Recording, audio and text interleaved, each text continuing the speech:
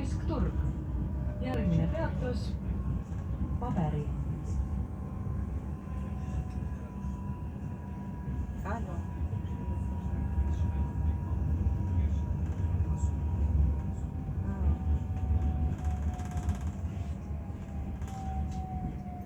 Ну, Костя сказал вас набрать, как бы.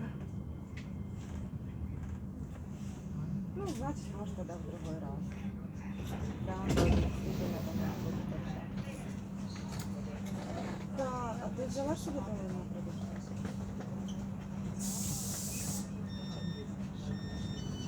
Ну, смотри, дело в том, что тебе надо по-любому ехать, и потом быстрее вернуться, потому что они не дают на ближайшую неделю, они дают аж через неделю.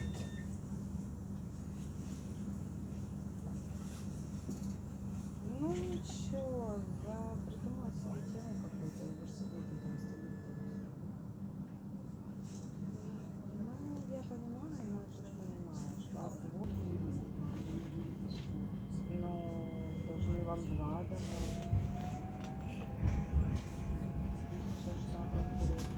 А, слышишь, я хотела тебя, знаешь, что еще спросить про вот это вот, ты не вставала на, короче, я прочитала там в законе, что ты можешь получать еще 750 евро на... Paberi. Järgmine peatus Ну, это уже Kodujaama.